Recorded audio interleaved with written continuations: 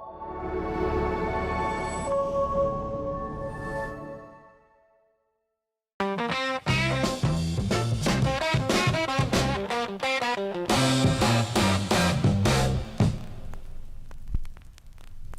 everyone, thanks for tuning in and welcome back to another episode of Small Town Podcast, where the streets are short, the gossip is long, and everybody in town seems to know your name. And today that person's name happens to be three-time Olympian and community staple, Joanne Malar. Thanks so much for being here. Thanks, Brad. Joanne is a former medley swimmer who competed in 3 consecutive Olympics starting in 1992. She has 30 national championships and at one point was rated the #1 female swimmer in the world. And since then, she has called Summerland her home and she has coached here, she has worked here, she's raised her family here, and is the only person that I personally know that has been on a cereal box. So Joanne, thanks so much for being here. Yeah, happy to be here, Brad. Yeah, this is fantastic. I just kind of want to know, how did you end up here? But give me a bit of the foundation. Where did you come from originally, and what got you here to Summerland? Awesome. Well, I was born and raised in Hamilton, Ontario, and I have nothing but good things to say about the city and the people. Mm-hmm. Went to McMaster University, got on the national team for swimming from Hamilton and the program there, the Hamilton Aquatic Club, swam at McMaster University. Mm. And then I needed a change. I was on the national team at 14 years old, so grade 9, wow. And had been training since I was 3 years old. So at that time it was, into almost my 20s. It'd been a long time on the same black line in the same pool for over a decade, 15 years. Mm. And I wanted to change, so I moved to Calgary, actually. Okay. The great Wild West for me, and I loved it. And so in my heart at that time, I just wanted to live Calgary or West, is what I always said. Yep. And had a great experience in Calgary. So is this the family move to Calgary, or this is you after you've grown up and you went there? Yeah, this is me as a 23-year-old. Okay. And truth is, so I went to the Olympics when, I tried out for the Olympics when I was 12. I actually made Olympic trials. It's crazy to tell this story, but You can do that? I didn't even know you could, it rarely ever happens. I think Summer McIntosh had a similar trajectory. But at 12, and I was a tiny little peanut, I was not even 5 feet tall, but I was fast enough to go to Canadian Nationals, which was Olympic trials. And then 4 years later, I made the Olympics at 16, and then went again at 20. And then right after that Olympics, I had just come fourth by a couple tenths of a second and kind of hit a bit of a low in my career and life, and just needed a bit of a change to shake things up. So It was just me personally as a 23-year-old looking to change coaches, clubs, and just, shake things up to make things better. It's like a workout when you're doing, a lot of people that get into fitness and training. If you do the same 6 exercises over and over, if you plateau at some point. You absolutely plateau. So I needed to break that plateau, and it absolutely happened. I dropped over 5 seconds in my best race in a year and a half of a different training regime and training with other Olympians. But yeah, in my heart, I always wanted to be Calgary or West. And so when I retired, and we can talk about more stories, but there's quite a lot of stories in there. But when it came time for me with my husband Delano to pick a place to live, he was from Calgary originally, so we looked west to the Okanagan, and a lot of great memories here. And so I was actually pregnant with our first child, and we did a road trip out here. And I literally stood on the pier at Rotary Beach in Summerland and looked out and onto the beach there. And I'm like, this is where I'm raising my children. It was just like a paradise for a swimmer. It was, no kidding. We have 2 beautiful swimming docks, the F dock, I dock, and this gorgeous pier, and beautiful crystal clear water and sand. And I was like, as a swimmer, I wanted this place to be home. And my children, it's their favorite place to this day is going to the beach and the pier. Okay, so that brings up one question. So, and I could be wrong, the F dock and the what dock? I dock. Okay, was it supposed to say fish? Was there going to be an F? That's the legend. Because I don't know. I hear kids talk about that, and then now that they have an F dock and an I dock, people are like, yeah, they ran out of money and they couldn't spell fish. I think that's Summerland urban legend. Okay, yeah. I know. I hear my kids saying that. I'm like, there was no room for an S or an H in there. No. Yeah. But I thought it was really great. It actually looks like an F and an I, but it's a good way to remember that beach. Oh, that's fantastic. Okay, so one thing I like to do with the guests is a little bit of kind of get to know you. This is a bit of a different way to do it, but I'm just going to launch off here and we'll just see how it goes. Okay, what do you have for breakfast every day? What's your breakfast routine? Oh my goodness, I love avocado and salsita on toast. You said sell what? Salsita salsa. Salsita? But it's a special kind of salsa. What kind of salsa? It's like the special one from where we get our groceries, but they don't make it anywhere else this good. But it's like, a lot of salsas are thick and really strong. This is like almost more of a fresh, like. Okay. Anyways, salsita. It's like the real deal. Okay. So is this does it have like onions? And, yes. And it's almost like more watery. Okay. It's so flavorful. It's not really thick and chunky. Yeah. Okay, so this avocado, this is like a whole avocado, a half avocado? I almost go for half of an avocado on each slice of bread. On each slice of bread, okay. Sometimes sweet. I, make it half for between the two, but I love the avocado so much I end up using the whole thing. Okay, so my question is, do you slice up the avocado into little pieces and then like gently put it onto your, what do you do? Yeah, I half it with the spoon or get it out, and then I slice it nice and I spread it beautifully. So when you say you spread it, do you paste it on there? Oh, you fan it out. Fan it out. Yeah. And then sometimes I think that looks just too pretty, and then I mash it sometimes a little bit. But I should just leave it fanned. So, but then I put the salsita all over what's top. wrong with it looking too pretty? Like, it's like you don't want to wreck it? You don't want to create a little art piece and then eat it? Yeah, I don't know what that psychology is about. Huh. No pepper, salt, or anything? I think I'm just more of a messy person than a beautifully displayed person, maybe. Do you, squeeze these things before you, to test to see if they're...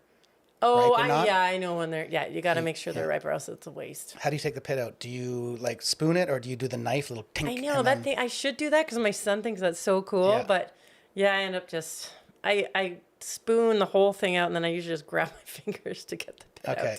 Are you like an early morning riser or are you like this happens at 7:07 on the dot, or is it like... Well, you know what, Brad? I used to love to sleep in till 7 and I would just be in a mad rush, but I just needed my sleep. Mm-hmm. But then I adopted a dog, this sweet little Aussie doodle that I promised myself and him if I adopted him, I would hike him in the mountains every morning. Wow. So I get up at 5:45 every morning and I hike him up in the mountains with a friend. And you do the little art piece on the bread before that or after? After. Yeah. Okay, so you have the self-discipline to get up, not eat anything, take your dog up the thing, come back, and then treat yourself to the... That's why I'm so hungry. I eat the whole avocado. Okay, gotcha. Because I just hiked the mountain. Do you have a drink with this breakfast of yours? Usually just water. If my husband is up, he's usually the master chef of maybe, if I'm lucky, we get a nice fancy smoothie. Oh, nice. But if I'm in a very healthy mood, I might do a little bit of lemon. Well, you like this one. You got to do, it's kind of gross, but it's very healthy for you. You do minced ginger. Minced ginger. With some honey. Okay. Squeeze a lemon, a pinch of cayenne pepper. Oh, boy. And a pinch of cinnamon. Okay. What, on a spoon and you just No, like in a little cup, like a half cup. That's like a really healthy thing. For a middle-aged person to get their metabolism going. Got you. Okay, I'll have to remember that. And so when you put this in there, does it all mix up and you can actually just douse it? Or do you have to put some warm water in there? Yeah, it's warm water. Sorry, I should have started with that. Some warm water, and then you put the ginger. Does it taste good? I actually like it because it's a nice mix between spicy and sweet.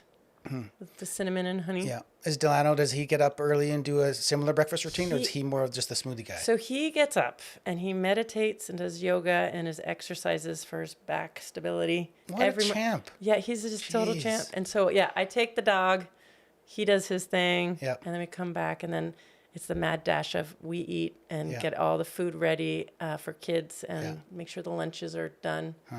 Not that I'm making everybody's lunch, but the 7-year-old, I still help. Okay. Are you picky about your type of bread that you use for this breakfast? Yes, in that I have one of those sensitive tummies where if I eat too much bread, my tummy doesn't like it. Right.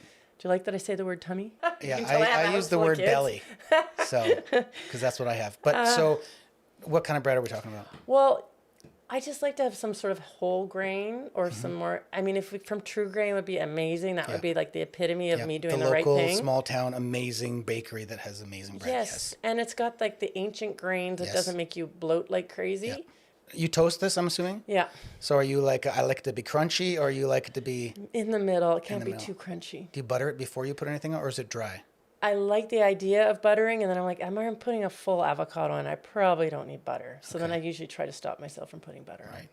But the other thing I like on toast, and I learned this in Germany one time when I was there, is if you butter that toast, or you don't even have to butter it, but you get, I do this before work sometimes, and I'm sure no one wants to talk to me, but I take a piece of garlic, cut it in half, and if I've buttered the bread, and you just kind of like scrape the garlic, raw garlic on the toast. And it's so healthy and good for you, but you get killer breath after that. Right. Yeah. So health over breath. Totally. Definitely. Yes. That sounds like a good rule to live by. Yeah.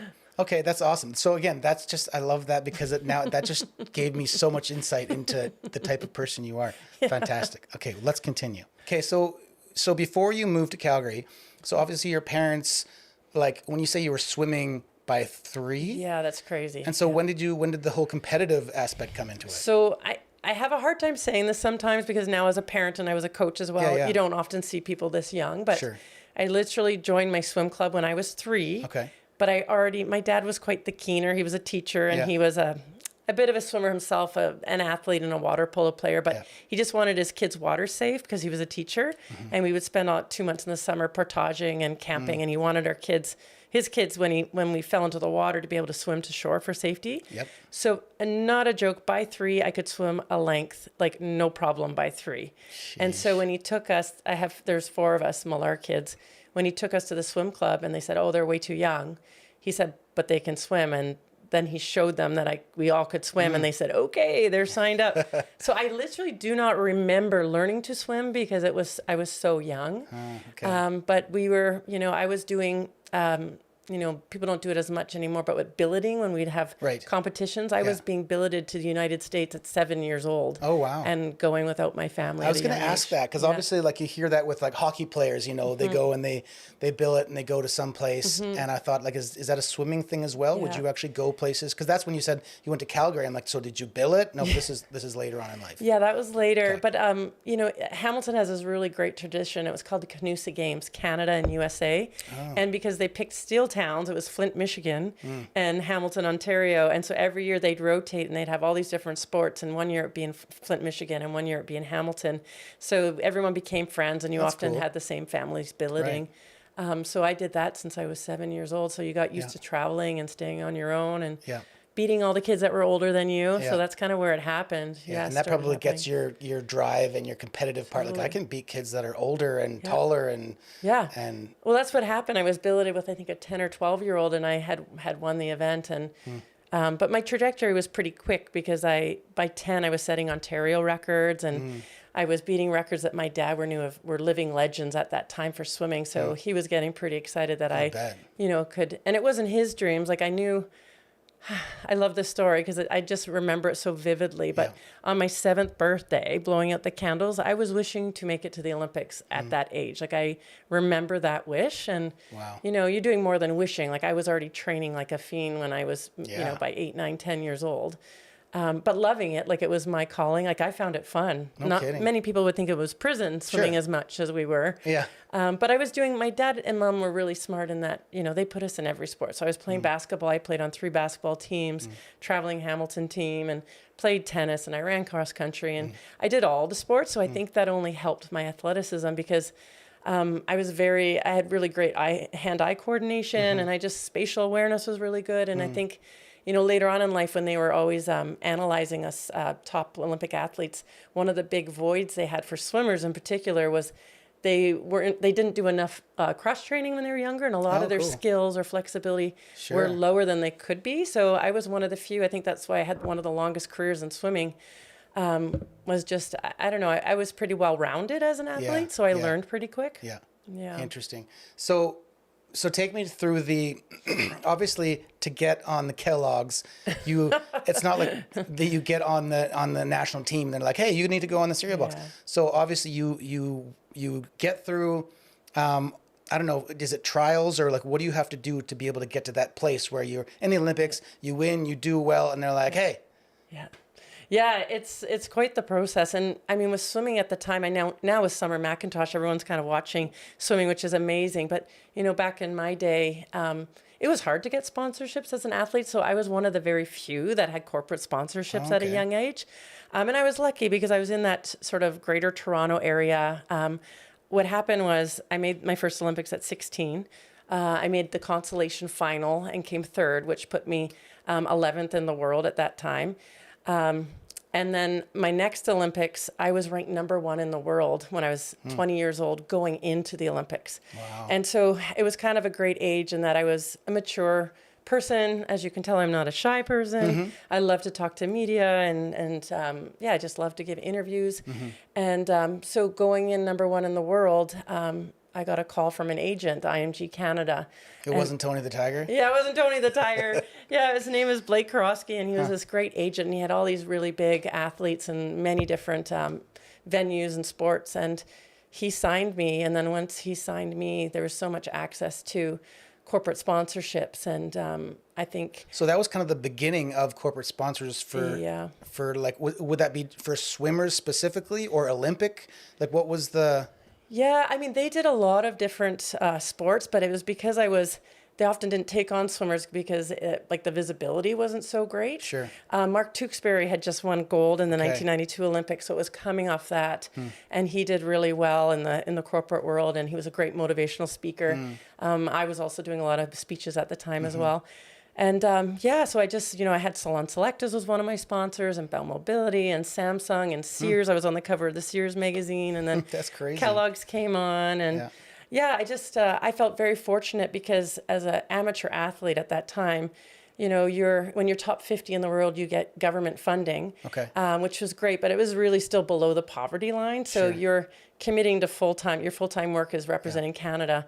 But athletes really struggled. So I felt so fortunate that corporate sponsorships, corporations were coming on to support me and my dreams and believed in me. And I was giving back because a lot of them had a lot of different organizations that, I was speaking for the Arthritis Society or different organizations for cancer fundraising. We were doing a lot of good for the community. Yeah. So, I was just so busy and happy being involved with life in the community. It was great, and I'm so happy to represent Canada. Yeah. Well, I mean, you obviously have that, because it's one thing to be someone who enjoys talking and being in front of the media, but you don't come across to me as someone who's like, hey, look at me, I want to be center of attention. Like, your thing is, you seem to be very community-minded, lifting other people up, and investing in the next generation. Like, what's the difference there? Like, why is that the way you're wired? Yeah, I just, I think I had an experience when I was quite young where I met some famous people, my role models when I was young. I actually get emotional talking about this because I think it's what set for me for my values. But I was at a swim meet when I was 10, and we would always travel to this one big swim meet in Sudbury, Ontario, but a lot of Olympians were there. And I remember Alex Bowman was going to be there, and he had won a couple medals, a gold medal, and he was just sort of like the Wayne Gretzky of swimming, right? He was just the man, and a lovely personality. And so I remember it took all my guts to go up to him and ask him for his autograph. And, sometimes you talk to other Olympians and they kind of shoo off the young kids and they don't have time and you're bothering them. But he made it really clear. Well, actually, what he said to me was, did you just swim the 200 IM? You're a really great swimmer.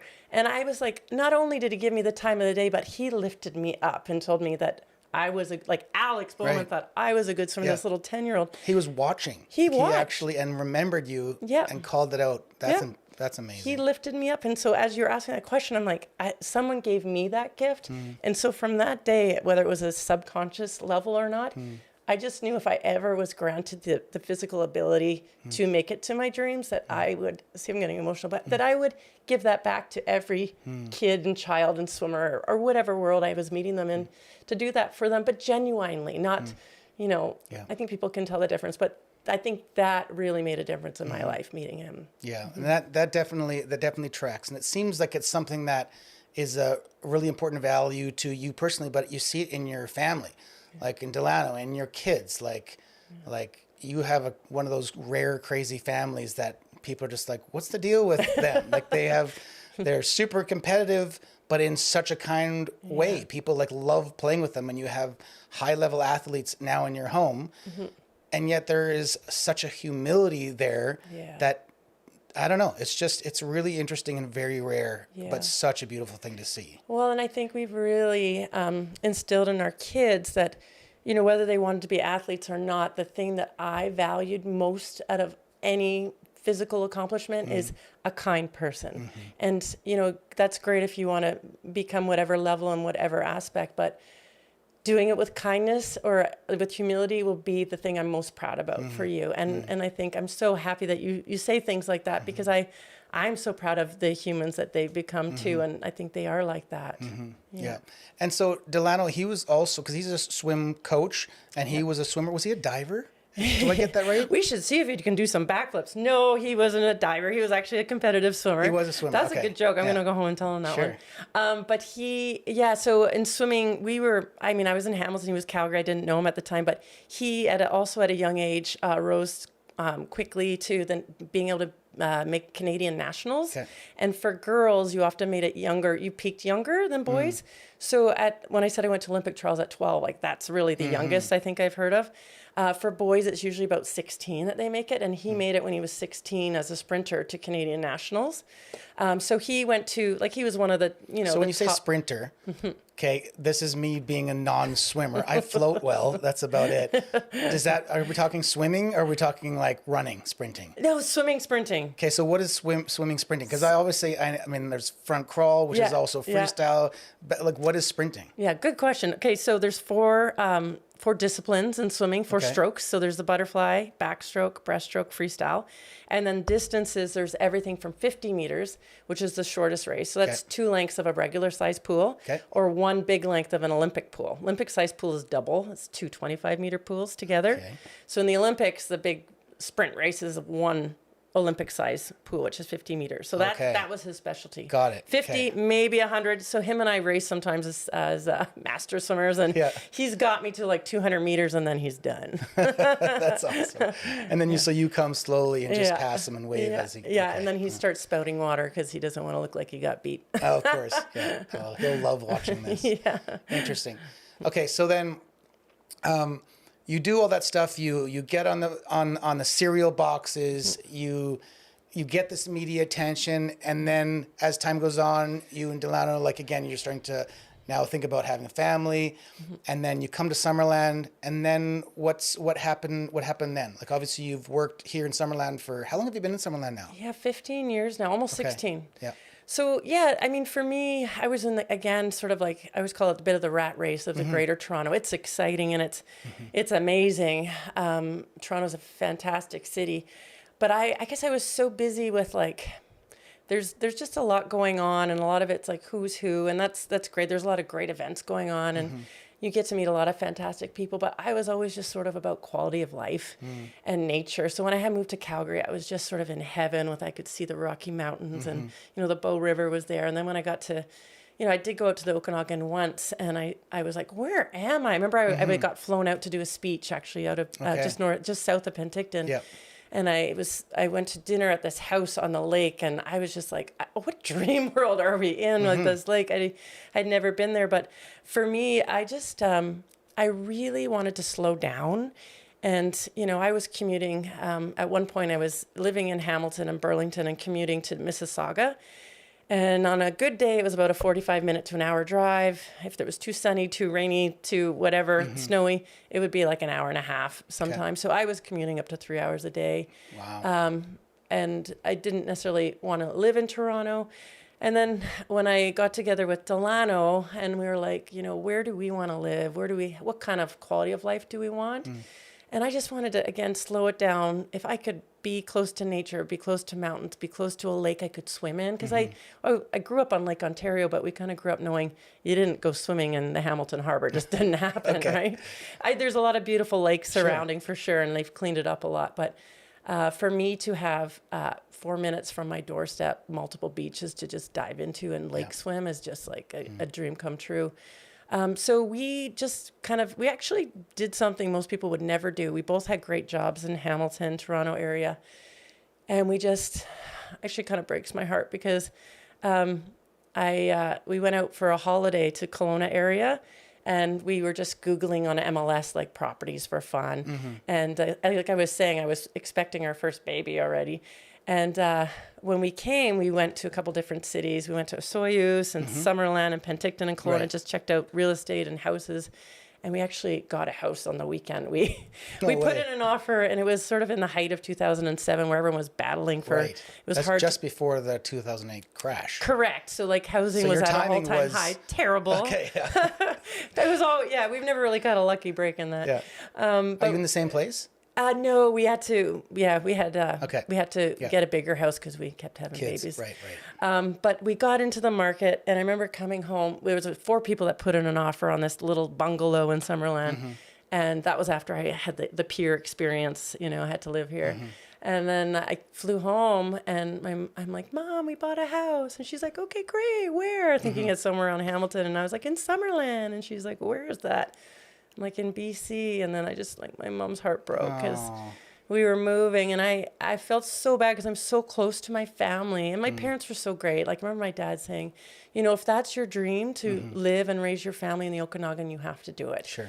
And you know what, truthfully, like, I miss my family like crazy, but I love the life and the lifestyle we've created here. And, my family always comes here to vacation, and we go to Toronto, and my kids think that's amazing when we go to Toronto and Hamilton. But I just, it was really a dream come true in terms of lifestyle, for sure. And so you guys are still coaching swimming. Is that correct? Yeah, we've really had to scale it back in that I started working full-time for municipality, and my husband became a full-time teacher. So we were, at one point, the head coaches of Summerland Swim Club. Actually, when we moved to town, the head coach here at the time caught wind that I moved to town, and he called me and met me for coffee, and he was like, you gotta coach. And I think I was on, just coming off of having a baby, and I wasn't really excited to start working again at that time, but I was like, okay, I'll coach a little bit. And then it ended up happening, there was a vacancy as the head coach, and so I jumped into head coaching, and it actually worked out great as I was raising my children, because I was with them all day, and then I would coach in the evening and do admin at night. So I was the head coach for Summerland, and they were just so thrilled to have a 3-time Olympian coaching at their 6-lane 25-meter pool. And we grew the club from it's not even 60 kids to 110 or more. Yeah. And my husband was coaching as well. And then as I was kind of coming out and becoming my career in the municipal world, he took over for a while. And then now we coach masters, and we're coaching masters as well. And now we just kind of alternate masters on Saturdays, just because we love the people. Masters are people like you, adults, 19. Well, they have to be out of the competitive swim world for 2 years. Like in peak physical condition, obviously. So you teach them. That's as good as they get, like if they're just coming out of competitive swimming. But these are just people learn to swim. Okay. Adults that want fitness. Some of them are triathletes. Some of them are former swimmers. But it's just, we have a whole range up to 70, 80 years old. That's amazing. And That's they so just cool. love to swim. Well, I mean, swimming is the best For you. sport for non-impact, right? And yeah. cardio fitness. Because again, if I wouldn't have asked that, I mean, to me, masters, I think of the Masters Masters golf, Yeah. or I think of the pipe masters in surfing. It's like the top, the peak. We just give them a cool name. It's actually the official word in Canada in swimming for BC and Canada, the Masters swimming. It's like a national thing, but yeah, I'll no, have it's to get fun. a Speedo and try out this whole Masters Yeah, thing, you won't look out of sorts there, Brad. You will be geez. totally fine. They wear jammers now. They wear them down to their. Okay. They wear them down to their knees. Right. Yeah. Speedos isn't a thing anymore. Yeah, well, kind of, but Kind of. it's your choice. It's kind of come back like all things. The only time I ever had to wear a Speedo was on my stag when I was getting married. All the boys, all the groomsmen, they took me to a pool for a public family swim, and they said, "Hey, we're all going to be out there." And then they threw me, says, "You can't come out until you come out in these." And they bought me these nasty little, I think they were maybe leopard print or something. And then I They would came suit out. your hair. Look, it's perfect. Exactly. I came out to their applause, and they pointed at the high dive, and they're like, "You got to go off my that God. first." And so that's, See, you're the diver, not Delano. You're the diver. Actually, truth be told, I took diving lessons with a buddy of mine in maybe grade 7, and then I think I learned how to do the one dive. I don't even know what it's called, where you stand backwards on the diving board and you do the thing, and then you jump out backwards and you go down, touch your toes, and then straight in. I should know what that's called. Maybe The a pike, something like that. Yeah, I feel like that's the pike. And then we started doing backflips, but not into a dive. They were teaching us how to do backflips, and then we were trying to learn how to do the one flip into the somersault or whatever you call it, dive thing, and that just I was belly flopping half the time. And then You're I'm lucky like, you survived to get married at all. yeah, I know that was it. But I mean, I love swimming. I love the ocean. Like I swim.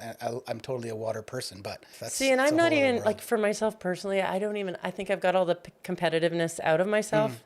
Like for me, it's just about mental health and moving my body. And you know, when I get to coach the masters, like they have a great time. It's like sort of like a social thing too. But yeah, just that fitness and just getting out and, you know, I think as adults. What's the difference for you from, like, as far as the gratification of, like, coaching some young talent and seeing that, and then also giving this gift to this other generation of people, like you said, that mental health aspect and just moving your body and feeling good about that? Oh, yeah. You know what? The masters think I'm hilarious because I'm so like, don't worry about that. Like, here's the main set, but if you need to do this, that's no problem. And they're like, Joanne, you must have changed over the years in your intensity. But truthfully, like I go home on such a high if I get somebody new that has never done a flip turn before or doesn't know how to do dolphin kick. And, you know, I don't know. It's just, it's one of those things going back to simple things that give you pleasure, like connecting with someone, helping them in something that's going to make them happy. Like I go home and brag to my kids, I just taught so-and-so they hit the wall this time, you know, or did a dive. And yeah, like to me, it doesn't even matter. Like, again, it's more the ego I find if there's coaches that are like, I can only coach elites and that's the only thing that gives me pleasure, makes me feel good. Like, I don't have that at all. Yeah. Okay, I'm going to just, from one thing you said there, flip turn. What's flip turn? Okay, this is my guess. My guess is the thing when you're swimming and you're underwater and you do like the little flip and the kick off the wall back there. You totally have it. Yeah. So those darn walls in swimming, you have to get off them somehow to go back. So yeah, you just do like a somersault, hit your feet, and then a nice underwater streamlined dolphin kick. You got it. Yes. You're coming out. See, I think so. Okay, and you said you taught someone and they hit the wall. What's that mean? Well, sometimes when they're learning to do flip turns, like it's, maybe people listening can imagine this, but like to do a somersault in the water, like their body awareness to be able to like extend their feet timing wise to actually hit the wall. Like sometimes they'll do a flip turn and they're extending their legs, but there's no wall there. Yes. Right? Okay. This makes sense. Yeah. You know, so the first time they actually get their body around and they don't sink to the bottom and they hit the wall. Yeah. It's a lot of coordination. Oh, I believe it. Yeah. Okay. So you said early on, something about you were at the same pool, same black line. Yes. What's a black line? Yeah. So on the pool, when you're doing all these hard sets, you're literally, if it's a 6-lane pool or 8-lane pool, there's 8 black lines on the bottom of the pool just to guide you. Yeah. So in many pools, municipal pools, everyone knows they have to circle swim. So they go up the right-hand side and they come back the other side. And so nobody crashes. Sure. But yeah, it's sort of just a saying, you're just sort of following that back and forth, and it's very meditative. Is it the back line or the black line? Black. But there's no black line. There is actually. There is a black line. Okay. Yeah. Painted on the bottom. Yep. The tiles are painted. I mean, sometimes it's different colors, but it's mainly black. Gotcha. So you can see it. But yeah, it's sort of a focal point. Yeah. Any case, so is there other things that, because as a swimmer, you're saying all these things, I'm like, okay, what is it? Yeah. What is, because you know how like all sports have they have like language, lingo. What is, give me some swimming lingo. So streamline, I threw that one out, but you probably know what that is, right? So just good body position. Okay. Really, it's the strokes. So the butterfly they call fly, and the backstroke they call back, and the breaststroke they call breast, and freestyle they call free. Okay. Individual medley, which was my race, they call IM. They for short, so that's probably the big one. Flutter kick, dolphin kick. I think, I don't. Yeah, the dive, the start. Okay. Yeah. That's about it. I think. Chlorine. So, chlorine, yes. Okay, what about the different starts? You have the ones where sometimes they are down in that like runner's pose and do the track thing. Start. And then they have other ones. Is there some that just start in the water, or is it always out and then they dive in and do the thing? Backstroke is the only one you start in the water, and they have like the bars to hold on to. And after my day, they even actually have a little lip for your toes to grab hold of, which is really helpful. And all the other races start on the diving block. Interesting. Yeah. Okay, so I'm having all these different ideas. I'm curious here. What's the relationship between you and the? This is going to sound terrible. What are the dancing swimmer people called? Synchronized swimmers. So is it like, they do a synchronized? That's not even a thing. And they're like, you guys just try to swim fast, but you have no. Is there anything like that, or is it like, no, we're all one big happy family? Yeah. Well, truthfully, I think competitive swimmers know how hard it is to do what those synchronized swimmers are doing, and with a smile on their face. Sure. So they make it look so easy and elegant, but they are one of the strongest, probably per body weight, and most flexible. And for them to be able to hold their breath, I don't know, most people can appreciate this, but if you're trying to hold your breath for a minute, which is extremely hard to do, that's one thing, like just sort of sitting here like this, doing it like in, a yoga pose. Yeah. But they're doing these physical feats that are like so exertive, and they are holding their breath. Yeah. So anyways, I guess to answer your question, I always had the utmost respect for them. Sure. Yeah. I know, sometimes, they're all glammed up, and, they've got the, like the glue holding them together. But the nose thing always throws me off. Though. Look at all the beautiful thing, and they have this like thing that, and I'm like, that's the worst part. You'd think by now they'd have technology to plug it through, plug it or something, throw some gum up there or something. Oh my goodness! But I was a bit jealous of them actually, because a lot of them, after their careers in synchronized swimming, a lot of my friends went on to Cirque du Soleil in Las Vegas, and they had all these post careers that were really great. And then for the competitive swimmers, they're really, unless you're doing masters, there wasn't that same like professional thing. It's like talent shows came up. I'm like, what am I going to do? Right. No, but I think there was a definite respect for the synchronized. Okay. What about for like, hey, there's the water polo crew. Yeah. Is it kind of like, I'm sure there's certain girls that are like, oh, the water polo or the diver guys. And there's the other guys who are like, oh, the synchronized swimming and the fast swimming front crawlers and all that stuff. Like, again, would you say that all those different groups are kind of a community, like you family. Well, what was cool was every 4 years we had World Aquatic Championships. Okay. So we would, like, they were often, I remember mine I went to were in Rome and Perth, Australia, but they're always in really great places. And it would be, swimming, synchro, diving, and water polo. And so it was so nice because we all became a family, and we all knew each other. And to be at that elite level, you've worked so hard, and you're so honed in your skills, and everyone is just so strong. So you understand what it took for them to get that there. Mental commitment. You have that connection already, and then everyone is just, for the most part, like just amazing individuals. And I always love getting to know people, and they're from all across Canada. And we befriended, like we were all very good friends. And then, there's great parties afterwards, and everyone's partying together. Yeah. So, and then you see them. So that's every 4 years. It was just aquatics. But then, the Olympics, they were there as well. And then Pan American Games were there, Commonwealth Games were there. So, you really got to know your aquatic friends. Yeah. It's crazy to see some of the extreme sports, and I don't know if they've taken off, but I've seen things like full-on wakeboarding inside. Yeah. I've seen, like, obviously they have like the standing wave surfing thing. I've even seen they had like the windsurfing inside, those huge, ginormous fans. And then they have like proper windsurfer guys going around in there. Is there any other swimming water things that you're like, this should be a sport? Yeah, like the X-swimming games. Yeah. Well, they were doing for a while, actually, towards the end of my career, they were doing like these money dash events where they made it more fun. Okay. Like they had like the secret IM. So they would bring in, everyone kind of got paid to come to this big venue. So we had it in Calgary one year. And for my individual medley, it was always butterfly first, then backstroke, then breaststroke, then freestyle. But you had to pick out of a hat what order you would go in, and everyone had a different order. Oh. And you wouldn't know what everyone was doing. Okay. And then you dove in, and so like the lead would change like crazy. Oh, fun. So they just switched it up like that. And so there were some things, some different races where they were trying to, for TV audience, kind of get it more cool. There were some... really great shows where they took sort of regular people when you talked about diving. And actually I was like, how are they doing that? They had a famous person and some, regular everyday people that... Kind of like the pros versus Joes. Oh my God. Thing. Yeah. Yes. And it was just like, someone is going to get hurt here. And I think they only did the diving segment like one season. Oh, that sounds terrible. They break their backs out there. Yeah. But no, I don't know what else they could do with the competitive I know they had the death, I think they call it death diving or something like that. That's that other thing where they launch off like the highest platform, but they don't dive in. They do the whole like feet and arms at the same time. Like it's a new way to enter the water, but they just do the most crazy poses, and it's guys and girls just launching off these super high things and doing all kinds of crazy stuff. But then, usually they enter the water in a different way that looks really painful, but I guess they create enough disturbance with their fists. Good for TV, right? Oh, it's great for TV, yeah. But you know what? Since I've retired, actually, there was a international. There was a many leagues for swimming in Europe that you were paid to swim, and the leagues were pitted against each other, and that's only expanded. So now there's like a huge professional swimming league for money and for prize money. No way.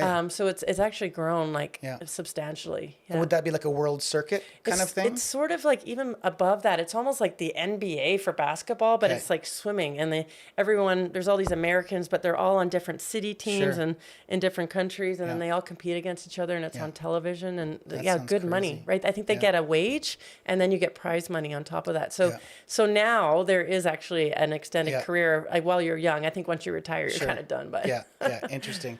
Well, I even think of like, as far as like you said, like holding your breath for some of these synchronized swimmers and how high they can get their bodies out of the water. Like for most of us, I remember I had to do this lifeguarding thing for a while, and one of the things was you had to be able to tread water with your hands out of the water for X amount of time. Beater.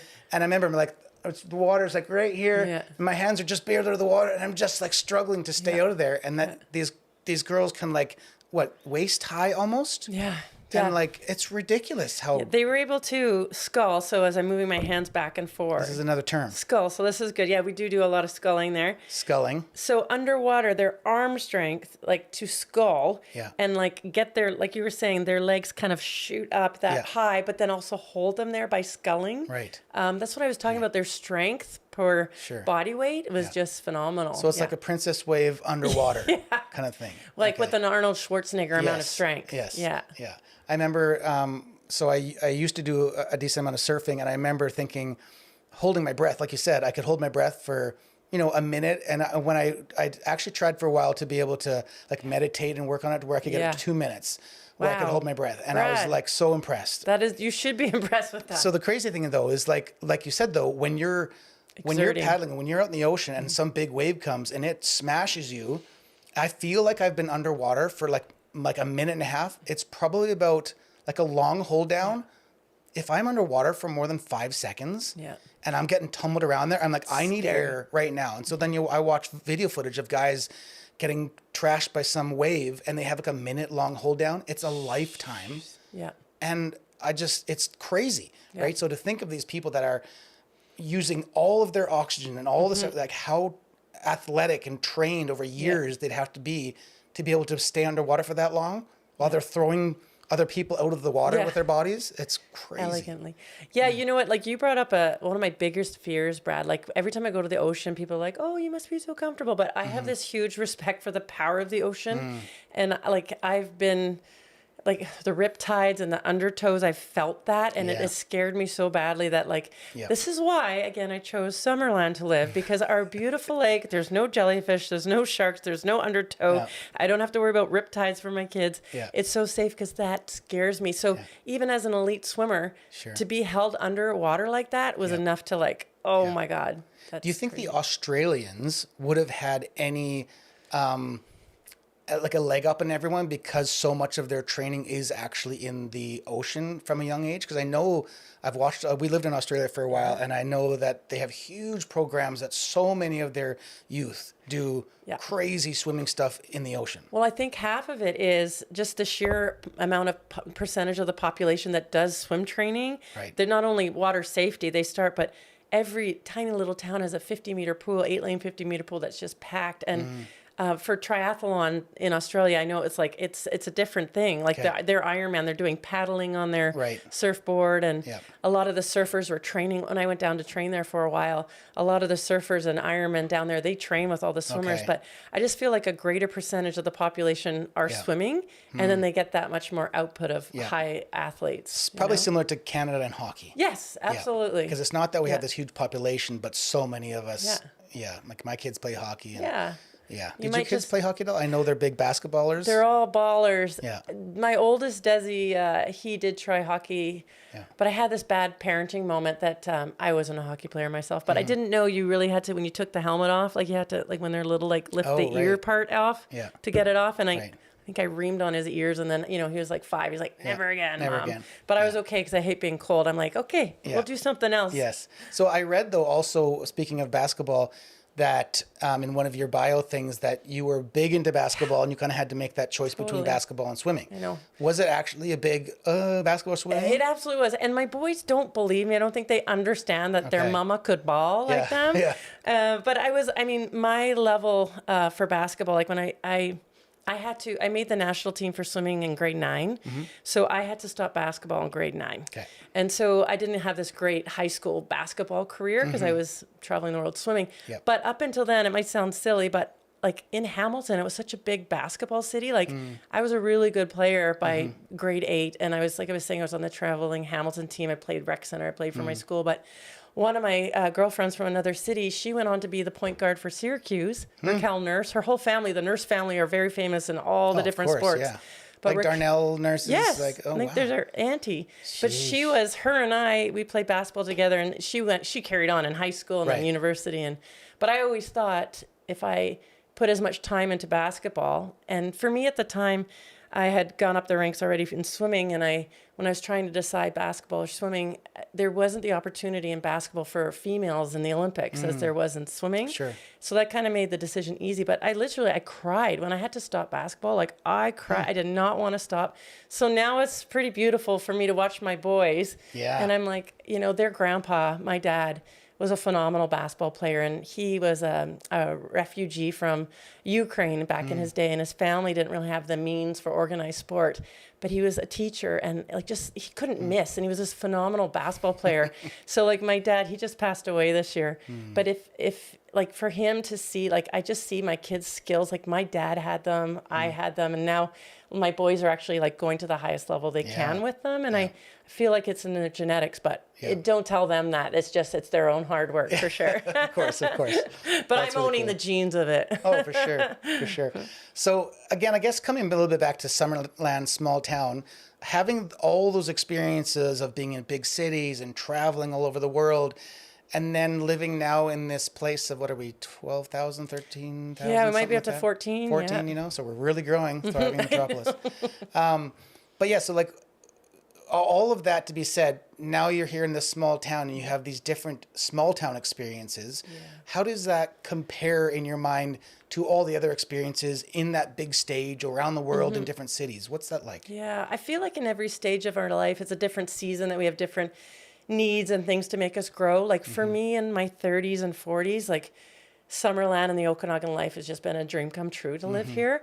But when I was younger and traveling the world, I mean, that was like the ultimate. I mean, that's what all the hard work and all that endless training and gut-wrenching training, it all paid off because I got to see the world. So that aspect of, from 14 to 29, I was on Team Canada. And it was exactly what I dreamed of and I worked so hard for. And I love, like I was saying, sort of the big city life. I mean, it was all I knew. But yeah, I was really happy to make that jump to small town life. But it was sort of after I'd already experienced everything I had in big city. And I just, I think a lot of people, you probably know this as well, because often people talk about in Summerland, but people have their children here, and then those children grow up, and then usually they go away to university or whatever experience. And we don't have a lot of people in town between their 20s to 30s. And then when they're ready to settle down, they're like, oh my gosh, I want to come back to that quality of life. So I feel like I'm fortunate that I was able to come out here for this time in my life. But for my own kids now, I'm like, okay, go.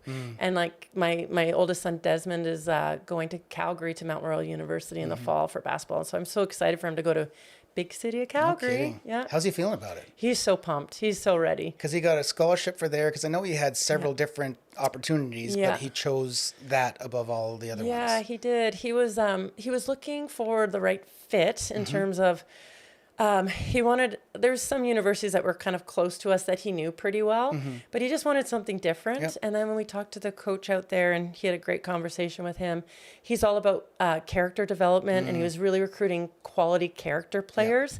And when he heard about Desmond's personality from Spencer McKay, who was on Team Canada, he was like, this is the kind of kid I want. And so this coach had just rebuilt University of Victoria's team to be top in Canada. And then he was brought to MRU last year to rebuild. And so Desi's just excited to be part of this rebuilding phase. That's cool. Yeah, so he's pumped, but he broke his wrist to last week. Oh, you told me that. How did you do it again? In basketball, of course. So I felt so bad for him. I mean, it's so easy for them to go down. He was going up for a dunk and got his legs kind of taken out a bit and went down. So it wasn't because the dunk was so hard he shattered his wrist on the rim? Yeah, not on the rim. Oh, does he went down. And truthfully, I've seen him go down hard before that I thought he broke both wrists one time, and I feel like it was a miracle he didn't. So, was it on video? He thinks maybe somewhere. Thank God I wasn't there because I'm not good at handling my own children's injuries. If it's me, I'm okay, but not my kids. Mama Bear comes out. I think he was probably thankful I wasn't there. But yeah, so he'll be in a cast for 4 more weeks. And then but this is when I'm so proud of, like, your children have their own souls and spirits. And his spirit is probably one of the most determined spirits I've ever met. Like, as soon as he broke it and got it cast up, he was outside that night shooting with his left hand. He's like, Mom, I'm going to be ambidextrous by the end of this. And he will be. Like, he's like, I've always wanted to be working on my left anyway. So, like, I was gutted, felt sick to my stomach for 2 days, but he was just like, okay, we're going through this. So I'm like, as a parent, I'm like, yeah, you go. Like, good on you, kid. That's crazy. That's so cool to see. So cool to watch. Okay, so I guess speaking, again, small town, I'm curious, small town things that have happened to you. Do you have anything that you're like, I obviously live in a small town? Like, do you have any of those specific moments or things that you can recall that are just like so small town that maybe wouldn't have happened back in Ontario? Oh, I have many new habits over the last 15 years. So one of my favorites is we often host international students. We're a host family. And so one of our students was from Japan, and we're driving around and I'm waving. We have this little, like, we don't live right in town, but we're not quite in the country. We're in between. And when you drive past someone, whether they're walking or driving, you kind of wave. And she's like, you know them? And I was like, no. She's like, but you wave to them. I'm like, yeah, we do that here. But like all the time, she's like, you know them, no, right? I'm like, no, don't know them either. But I just think it's such a nice thing. It's almost like, I see you, hello. We don't really do that so much in the big cities. Yeah. Would you say you are like, when someone asks for directions, are you like a road name person? Or are you like, no, it's over by Bob's barn and you take a left at the tractor and then down to... I think maybe if I was born and raised here, I don't know. Yeah, no, I'm pretty good at directional, I think. But actually, even to get to my house, we're like, that red roof, the log house with the red roof, like that sort of, maybe we do. It's funny because I don't actually know where you live, but as soon as you said that, I'm like, I think I know exactly where you live. Now you know. So maybe I do that. Right. Okay. That's funny. What would you say? Is there any like weird kind of like, or like not necessarily even weird, but like unwritten rules that people in Summerland or small towns in general kind of follow? Well, the only thing that really comes to mind is I feel like people generally are on their best behavior. When I notice like grocery stores, people hold the door open, they say hello. Like there's not that like rude, like, I don't know, stomping their foot behind you. It's just sort of like everyone knows, or what I found was you are like 2 degrees of separation and in a relationship with whoever you meet, whether it's a friend of a friend or a family. Right. And it just almost holds people accountable to be kind more often, or more, it makes them more of a community. And I think when you get to bigger cities, and there's lots of great kind people in big cities too, but it's different when it's like your neighbor's grandma right there. It's just so close knit that way. And I know my sisters, when I first moved to here, they're like, is it too close knit here?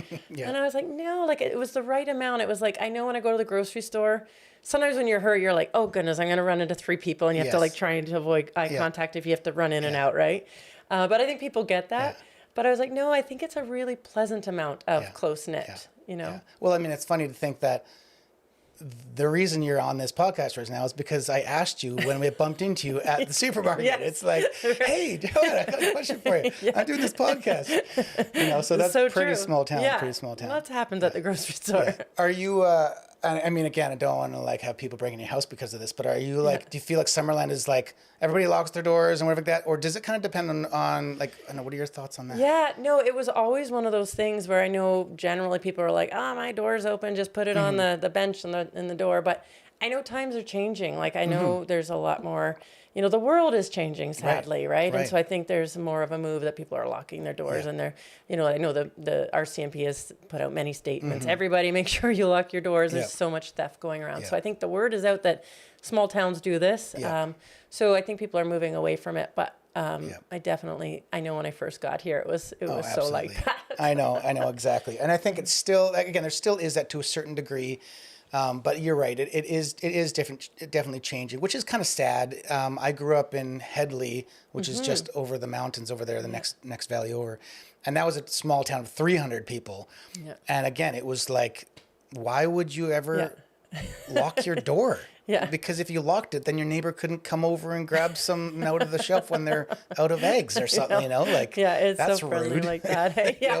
But it's definitely different. But at the same time, I still feel like it has such a safety in that the kids can still take off and go and ride around and come back, and you're not too worried about it. As much as maybe there is a bit more concern that the fact that there is, like you said, you're only one or two people removed from someone knowing, hey, I saw your kid over at the skate park, and then I bumped into him down at the dock. And well, it's funny. I mean, my kids, for 14 years, I worked for the district of Summerland, and my manager had sort of teenagers at that time, and I remember she always told her kids, I will find out what you're doing before you're even home because everyone will let me know. Yeah. And it was true. Like they'd always be like, you were just found out. And so I find that too with my own kids. I mean, they're not doing anything wrong, but you'll know where they are just because people will let you know, right? So well, it's funny too, because now that you have something like Facebook and all these small towns have like their little private, their own little Facebook thing.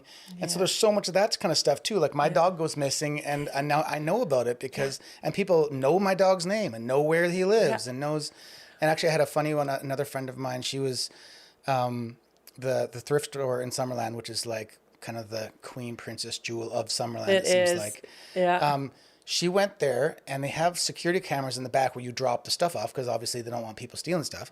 But she saw something that was like leaned up against the dumpster back there, because they often stuff that they put in the dumpster and it gets taken to the dump. And she's like, I can't remember what it was, but she was interested in this thing, and so she phoned someone that she knew worked at the thrift store and said, hey, is this here going to the dump? Because if not, maybe I could use it. And then she got permission from this person. Yeah, you can take it.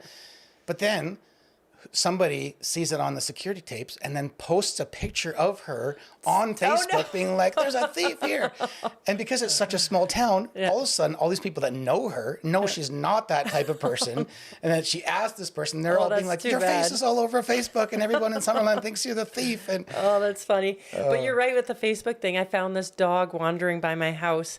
And he'd obviously got out because he still had the chain attached with like the pin that was supposed to be in the ground. Yeah. And so I have this one friend that everybody in town knows her in her face. I'm not that big on Facebook, but she is. And so I called her. I'm like, can you put a picture of this dog on Facebook? And literally within minutes, the owner saw it. So I was just like, this is pretty cool. And that's the nice thing. Again, if you do lose something or there is something, there is a high probability that you will get it back or it's returned or somebody knows information about it. Whereas again, in a city, it's like, it's not impossible, but close. It's totally crazy. Well, and I find too, like living in Calgary, when I was there, it wasn't such a big city, but the size of our city, like Calgary, it's like sort of broken into quadrants. It was like northeast, northwest, southeast, southwest. But the size of that area at that time was sort of about the size of our city. And people really, even if they are in a bigger city, they're breaking down their city to find sort of this bite-sized, right-sized community where they can feel that connectedness. Yeah. And I mean, again, it's also one of those rare places where you have, a beautiful ski mountain, you have this lake, you have the hiking, you have the, and it's situated in a place where some of those bigger, like you said, bigger cities and theaters and the big box stores, if you want, you can get to in a pretty short period of time. But like you were saying, in I don't know if it was Calgary and Toronto, the 3 hours of commuting. Oh, yeah. What's your longest commute these days? I know. So this is what I make everyone jealous in Hamilton because, well, of course, I love the lake, but I would go on my lunch hour, from the pool in Summerland. I was the manager of recreation, so my office was in the rec center there. 4 minutes, because I time everything, 4 minutes to get me down to Rotary Beach, go for a lake swim, and come back with sand in between my toes and in my bathing suit with a towel wrapped around. And I go into the change room and change to go back to work. I'm like, that is living the dream to me. Yeah. Or lunch hours, we have Summerland. We have an extinct volcano or Giant's Head Mountain right in the middle of town. So I hike with girlfriends at lunch and we go up and down the mountain and come back. And it's minutes from the office. So I don't take this for granted. This is not the norm of most people to be able to do, like on a work day, like to work and enjoy that lifestyle is pretty, that's a gem. Yeah. I know when I first moved to town, one of my best friends was like, Joanne, just so you know, we all shop at the thrift store here. Like, kind of like, you don't need to be so fancy, Joanne. But I wasn't all dressed up all the time anyways. But yeah, it was just sort of one of these things. Like, and one of my favorite things to do is like when I was working downtown here, my other girlfriend that works at City Hall, we would go to the thrift store and we'd come back with a bag for $10 of all this great stuff. So it's like it's the secret is out there about Summerland's prices. But So thrift store, Summerland, have you ever seen someone wearing something that you've dropped off there? Or vice versa? But I had the vice versa, actually. And I knew I bought this really great skirt, and it was this really great quality, really funky skirt. And this woman in town, she has like the best style. And I just happened to be sitting next to her in my kids' swimming lessons. Yeah. And I looked over at her. I'm like, was this your skirt? Because she always wore cool things like that. She's like, yeah. I'm like, I thought so. But yeah, there's, like I said, there's some great quality things at the thrift store. So no one is too ashamed to go and get a good deal and a good treasure there. That's for sure. Well, I love, since I've moved here, the whole thrifting and the young people's mind of environmentally sustainability and, you know, why, you know, the whole throwaway culture of really cheap things. Like, I'm quite happy to find some nice things. Yeah. Okay. Well, I guess really in closing, it's been such a pleasure just visiting and chatting, get to know you better, and just hearing, again, so much stuff that I had no idea about, but just how you've come to settle in this place. And again, I guess I would just say thanks for being a part of the community and such a bright light in the community. That's fantastic. God. So are you. Yeah. I'm going to start off though. I'm going to end this though with this little lightning round. Oh goodness. Of questions. Okay. So basically I'm going to just say these and you just have to say yes or no, short answers. Okay. And so there's not going to be much clarifications. No passing. Because, I mean, unless it's like, hey, do you like burgers? And you're like, I'm a vegetarian or something like that. I have to give you an answer. Okay. All right, here we go. So I'm going to start off here. Yam fries or onion rings? Ooh, onion rings. Okay. Comedy or action? Comedy. Okay. Jordan or LeBron? Oh, my goodness. Jordan. Yes. Okay. Freestyle or backstroke? Freestyle. Okay, so I could have said free or back. I could have gone either way. Yeah, you could have done free or back. Free or back. Okay. Yeah. You know, just. Yeah, you're a good listener. Cruising the black line there, I guess. Okay. Summer McIntosh or Katie Ledecky? Oh, Summer McIntosh. Yes. Okay. Butterfly or backstroke? Backstroke. Yeah. Question: were you a big butterfly or backstroke person? Do you say that because backstroke is just so bloody hard? Yeah, I didn't like butterfly too much, but I did IM, which was all 4 strokes. Right, that's what I thought. But backstroke was my second favorite. Okay. Hot sauce or ketchup? Ooh, hot sauce. 1 foot hop. So this is how you have to get around. You have to hop on 1 foot, or you have to moonwalk everywhere. Hop on 1 foot. Hop on 1 foot. Okay. Yeah. Desert or snow peak? Ooh. Oh boy. Okay, Snow Peak, but I don't like to be cold. Yep, fair enough. So I guess this is not. So would you be more of like I like to vacation in the tropics, or I like to go to a timber like snow? No, tropics for sure. The only reason why I said Snow Peak was I could survive there by, you know, at least there was water. Okay, gotcha. How about alternative or country music? Oh, alternative. Sorry. Okay. Rap or jazz? Oh, maybe jazz. Yep. Bagpipes or a banjo? Banjo. Yes. Okay. Shoes or sandals? Sandals. Chris Pratt or Chris Hemsworth? Chris Pratt. Pratt. Yes. Sorry. Yeah. Chris Pratt or Hemsworth? Yes. Chris Pratt. Yes. Okay. What about Jennifer Garner or Jennifer Aniston? Oh, I love Jennifer Aniston. Okay. Jennifer Lopez or Jennifer Lawrence? Oh, maybe Jennifer Lawrence. She's funny. She is funny. Okay. Out of all 4 of those, do you have one of the Jennifers out of all 4? We have Aniston, Garner, Lopez, and Lawrence. Oh, like my favorite? Favorite.